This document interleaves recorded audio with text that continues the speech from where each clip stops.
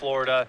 Atlanta, not that far of a drive, so I would imagine he came up that way this weekend, squaring off this round against Brent Cliff. And we've seen him top 8 Invitational this year as well, Season 2 Invitational in Columbus, so no stranger to success on our biggest tournament circuit as he is playing Green-Red Monsters this weekend. Going to start with the Temple of Abandon, Scry, and pass the turn back over to Clift. Clift is going to sacrifice the foil-flooded strand. We are underway here in round number 1 as the planes will be searched up. And yes, he is playing Bant. And this is just a brew. I mean, we haven't really seen anything like this. It's a lot of quality creatures. 4 copies of Soldier Pantheon, Seeker of the Way, Jeskai Wind Scout, 2 Hushwing Griffs, 4 Fleecemane Lions, 2 Afara, God of Polis, 2 Bramaz, 2 copies of Biden of Thassa, 4 Divinations, oddly enough, 3 copies of Voyage's End, and 2 Treasure Cruises. So just kind of all over the place. Some cheap beaters, some cheap spells, and some card drawing. Crater's Claws will take care of the Soldier of the Pantheon. This is a Fleecemane Lion. Clift will have to pay 1 via Manic Influence to play that. So it's pretty clear, I think, right away what Mize is up to. You've got the Fireball and the red-green deck, so typically that means a monster's build. The question is he splashing blue? The answer is no, as here's a Goblin Rabble Master. A token will come into play. I imagine the Fleecemane Lion will eat that alive, and it will, and we'll pass the turn back over to Clift. Clift will draw a card. A lot of quality threats in Brent's list, so I don't think Rabble Master is going to be that problematic for him. Third land is an island. This is a Banishing Light, so bye-bye Rabble Master. Get that problem taken care of. In comes Fleecemane Lion. 17 all now. Mize will draw. That's a timely one there with the Pelucranos. Give him something to do on the 4th turn. A bit of a flashback here on Brent's list here, harkening back to some days of Mono Blue Devotion with Biden of Thassa and Afara, God of Polis.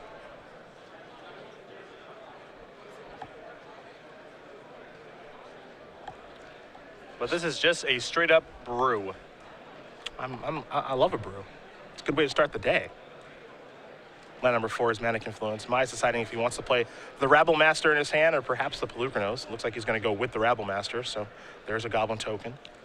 In for 1 point of damage. Clift is going to go down to 16. We'll head back Brent's way. Brent will untap those 3 lands. Time to draw a card. See what he can put together on his 4th turn of the game. I think just trying to get in while the getting's good with the Rabble Master. I think that the problem is the Pelucranos isn't ready to go monstrous on anything the following turn. And if Brent simply gets to 5 mana and monsters to use Monstrosity on the Fleecemane Lion, then the Rabble Master does nothing for the rest of the game. So getting a shot while he can. Sacrifice the Flooded Strand here. He's going to go down to 15. See the life totals. Clipped at 15. Mize at 14. It's been a format full of brews. If you thought it was just a Siege Rhino format, definitely not true. That was proven last weekend and perhaps in round 1 here as well. I think, for me, the closest analog that I remember out of a constructed format is Invasion Block Constructed, where the format was often just pick 3 colors and go. And people are doing the same thing here. Seeker of the Way, make it 2. Pass the turn back. So cluttering up the board with some creatures to make that Rabble Master relatively ineffective. Might as well draw a card. Looking at Stormbreath Dragon over there. Heir of the Wilds looks like the card that was picked up for the turn. Still has Pelucranos in his hand too. An odd collection of creatures out of Brent so far, and still hasn't done anything with that island here. So Logan's definitely in uncharted territory. Not really sure what he's playing against. You have to imagine he knows that it's some sort of ban strategy.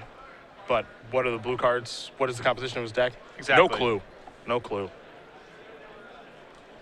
Definitely gives Clift a little bit of an edge because Mize has no idea what to expect. Mize's deck is straightforward. We've seen this deck before. Exactly. I wonder if Icewing even could be good in Brent's deck. Now you're talking my language. I don't think that card's that far off of being a reasonable constructed card. Time for the Rabble Master and the Goblins to come in. Goblin Rabble Master will be a 4-2 attacker on this board. And we'll see how Clift elects to block, assuming that he does it all. Well, the easiest block is just going in front of the tokens. It appears as though Brent wants to trade with the Rabble Master, though. I wouldn't want to get a Rebel Master off the board, too, if I were Brent. It's a very scary card. It depends. A part of the incentive to trade here is also, I believe, that Brent has a Treasure Cruise in his hand. So getting another card in his graveyard helps for that. This is not a deck you would expect to see Treasure Cruise in. No. But I would also not expect to see Divination, Voyage's End, or Jeskai Wind Scout either. So fair enough. There you go. Now, if Brent had something like Voyage's End in his hand, I would have just taken the hit. Because if Logan follows up with just a creature there, the following turn is so good for Brent, but I don't think he has anything to follow up with. There's Crater's Claws. Air of the Wilds, pretty good turn there for Mize. He'll take one, but he's cleared some things up. Now he's just got to see if he can figure out a way to beat the Fleecebane line that Cliff does has, as Cliff will draw a card. Land number 5 would be a big one here for Brent. Monstrosity seems to be quite good against the Greener Monsters deck.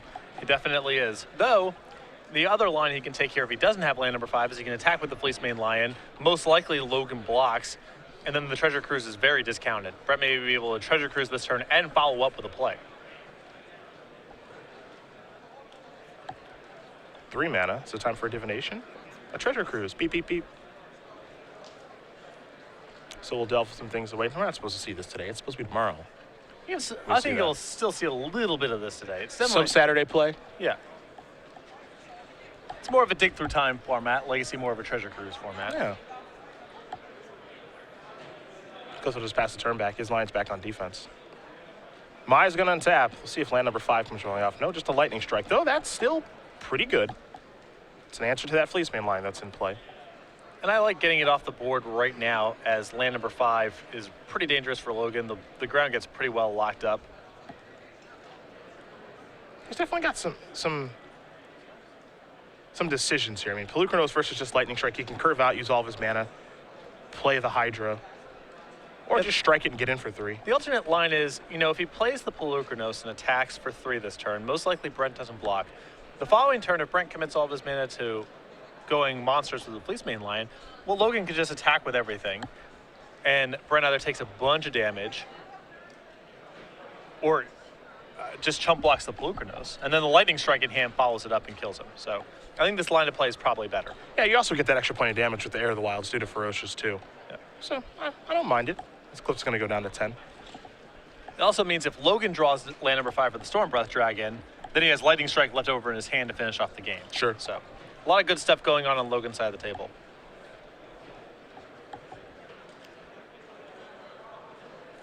Mize is someone that we saw earlier in the year playing a lot of mono blue devotion. Seems to favor attacking when he can. Now he's playing this Monsters Build, a deck that we saw win Grand Prix Los Angeles many moons ago, as there's Voyage's End. It's going to put that on top, a little scry action here. Haven't seen a lot of green-red monsters, though, in Standard. It's been on the decline, but I still think it's a very effective strategy. Yeah. I mean, straightforward, it's to the point. You know what it's going to do, and it's good at doing it, which is play large creatures and attack with them. Little fireballs to get the job done, and lightning strikes too. These two are definitely in a racing situation at this point. There's a Seeker of the Way. Cliff will have to take one. But that unsummon effect was very powerful for Brent there. Trying to turn this game into a pure damage race, and that's pretty close to as good as Terminate in this spot. Yeah. Mize's draw for the turn. A copy of Boon Satyr. His hand is pretty clunky. Kind of looking, I mean, just really the 5th land, so he can do 2 things in one turn, or one big thing in a turn, which is Stormbreath Dragon in the air. I think Logan wants to clutch onto this Lightning Strike as long as he possibly can to finish off the game, especially because Brent's going to be able to present multiple threats a turn, most likely, so trying to kill anything, any one individual threat probably doesn't matter that much. But if he spends his turn redeploying Pelucranos and Brent has some follow-up of another Voyage's End or a Banishing Light, the game starts getting pretty messy on Logan's side of the table. So he might feel like he has to suck up an inefficient turn here to get something off the table, because the risk of Brent having a removal spell for Logan's play that's his entire turn is pretty tough. Lightning Strike the Seeker. Can't stop, won't stop. Let's get in. Yeah, and I think this is a conservative play from Logan's side, but I respect it given what he's seen on the last couple of turns. It's also just very scary because you have no idea what's coming from your opponent's deck. You certainly weren't expecting Voyage's End. Right. So what the heck is coming next turn? Who knows?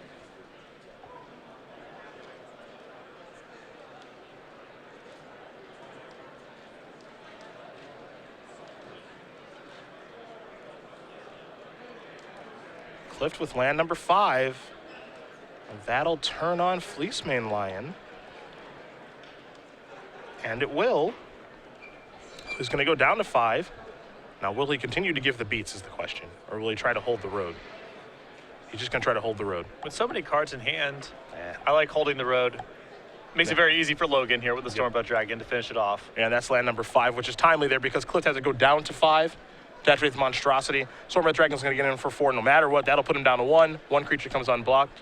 And that is a win there for Logan Mize. Up a game here with his Green Grid Monsters deck over at Brent Clift playing Bant. As we'll turn our attention to the sideboard here. He said his main deck was a brew. I imagine the sideboard is too. He's got an Erase, an Aether Spouts, 2 copies of Dig Through Time, 2 Kiora, the Crashing Wave, 2 Disdainful Stroke, a Dissolve, 2 Elspeth Sun's Champion, 3 in Hostilities, and 1 Tranquil Cave. I imagine the Tranquil Cave is for when he's bringing in some of the 5 and 6 mana spells here. I like him converting into a control deck in this matchup. It'll be unexpected, and I think it plays very well against Logan's 4 and 5 mana creatures. So I would swap in the Hostilities, the Elspeths, the Dissolve, the Disdainful Strokes, the Kioras, and cut a lot of the small creatures. I don't want to become a pure control deck in this matchup, because pound for pound, his creatures are worse by a lot than Logan. So it's hard to win on that sort of axis. But if he catches Logan off guard with a bunch of sweepers and planeswalkers, I think that can be pretty effective. Yeah, you've got Divinations too. Yep. And it's already kind of a control deck in some form, so maybe do go that route. As we take a look at Mize's sideboard, 3 copies of Destructive Revelry, 3 Magma Spray, 2 copies of Xenagos, 3 Arc Lightnings, 3 copies of Flated Conflagration, that's a lot of those, and a Chandra Pyromaster. Well, I don't think that Mize knows that Clift is going to sideboard into a control deck. If he did know that, I think we'd see the 3rd Chandra come in immediately, as he already has 2 in his main deck. So that'd be an interesting place to start. I think the only card that really stands out here is a card that Logan would want to sideboard in, is Destructive Revelry, simply because he saw Banishing Light. Sure, although Brent's deck also looked like something where Magma Spray would be good. He saw Soldier of the Pantheon, he saw Seeker of the Way. Sure. So I don't know exactly how he's going to want to approach it. I think Arc Lightning may be the safest card to sideboard in, because if Brent presents a lot of little threats, which his deck seemed like maybe it does sometimes, Arc Lightning's going to be great. And the worst case scenario is still going to be able to finish off something like Fleecemane Lion. So I think that's probably the most conservative card in the sideboard he can bring in. That's pretty safe. Yeah. It could also, of course, go upstairs for 3. Yeah, it's hard for him to be caught in a game where Arc Lightning is completely dead, no matter what Brent's up to. Well, while we do wait for game number 2 here, as both players are finishing sideboarding and shuffling up, we will talk about the fantastic Magic web series, now paperback book, Cardboard Crack. We have 3 books available. They're on sale right now for $12.99 a piece. RCGames.com/cardboardcrack for more information. The popular black and white Magic the Gathering based comic strip finally coming to you in book form. I like it. I got I a like chuckle. it a lot. Right in the Star City Games newsletter, you got yourself their Twitter, which I follow, and now 3 paperback books. They also sell shirts now. Yep. I didn't know you could do so much with just a webcomic. Just making a living. Control your own destiny, man. Absolutely. You can do anything you want. It's fantastic. Now, a little fun fact here. Brent Clift, it's his birthday. Yeah, we heard it on the floor. Yeah, it's his birthday. So, Brent, happy birthday to you. We're not going to sing the birthday song like your friend wanted us to do. We're just simply going to say happy birthday. Yeah. That's it. Though I do admire his hat. The Like a Boss beanie, Yeah. I don't know if that's a beanie. or whatever it is. I don't know if you deem that a beanie because it has the goofy thing on top. Right. I think that separates it from being a beanie. The pom-pom, what's that called? I don't know. Pom-pom sounds right. I was going to call it a snowball, but that's clearly not correct. So, Right. not quite sure. Well, we've just been informed that we apparently cannot sing the happy birthday song as it is copyrighted. I don't see that. If we got sued, listen, if that's what ends SCG Live, I can hardly feel like I'm responsible for that. Singing happy birthday on air. Yeah, and us just getting sued into oblivion by whoever owns the copyright to the birthday song. That might actually bring more spotlight to SCG Live. Exactly. So maybe Some we just, controversy is go good. ahead. Some controversy is good. That's true. We'll see. Anything could happen now. We could just throw it in there. Maybe just like a lyric of it. Well, wait. If I say happy birthday, do I get sued right now? It's a lyric of the song. No, Okay. I don't think. Copyright law is kind of fuzzy in a lot of respects. It's true. I don't know. I think you're fine if you just say happy birthday. Kind of. I can't risk it. I can't risk it. I enjoy doing this too much. We'll talk. We'll circle the wagons off air about this, and we'll come Fair. on and figure out what we're going I'll to do. get the old Google up, see what we can and cannot do. Google knows everything, so.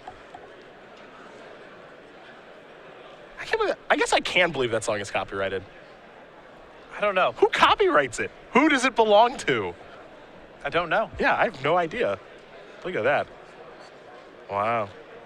Ah, yes. I guess that does make sense. That's why at restaurants they don't sing the happy birthday song. They have their own version, which I can attest to due to my working days at Red Robin, where there were 5 different happy birthday songs. And if you didn't know them, you would get reprimanded by your boss. That is depressing.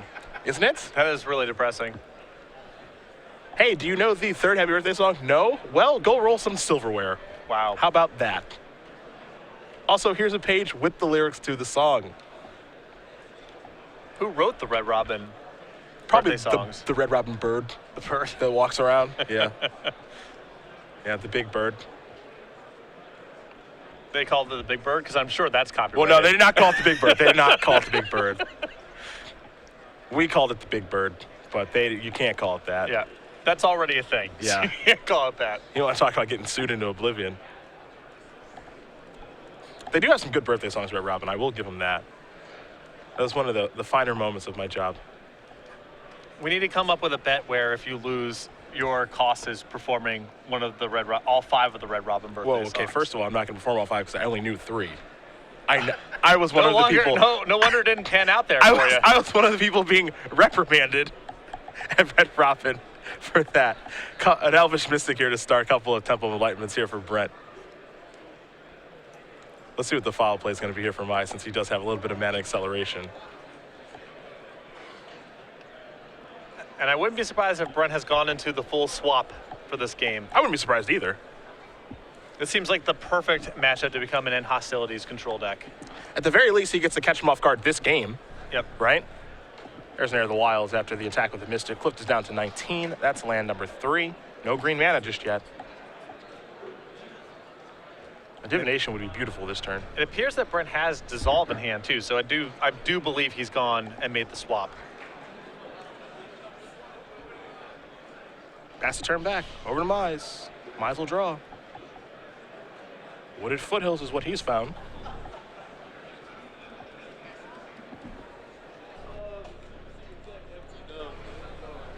And keep in mind, you're in Logan's seat right now. You do not know what is going on at all. You saw game 1, kind of a weird allotment of cards. Game 2, off to a start that's way different than what Brent was presenting in the first game. So even if the plays seem pretty straightforward from Logan's side of the table, you have to factor in a degree of uncertainty to what's going on right now. The beats for 2. Sacrifice of Wooded Foothills. Let's see what Mize is going to dig up here. It's a mountain. Our wonderful Twitter followers have joined us very early this morning, so we do thank you guys for hanging out. At SCG Live, hashtag SCGATL. We have been informed that Brent's hat is a toque. T-O-Q-U-E. Okay. Never heard that word before, actually. I'm not either. Dissolve is going to take care of Air of the Wilds.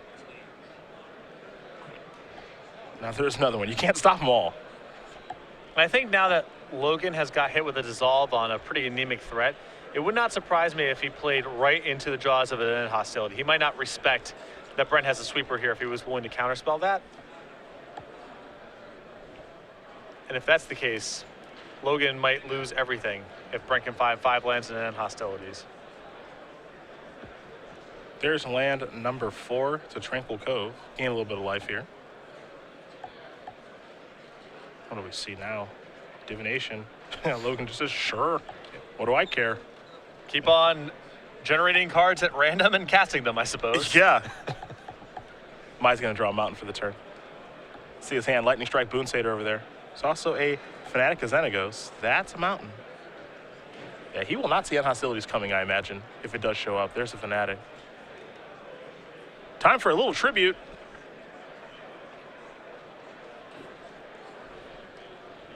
So we'll see what Cliff does decide as he takes a long look at his hand.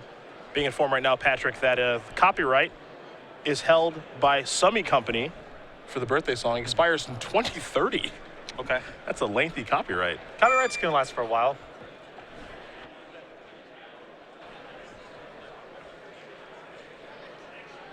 And curious to see Brent there make it a 3-3 haster. Because at this stage, it feels like he's on End Hostilities or bust. So I don't think there's a lot of upside in taking the shot there.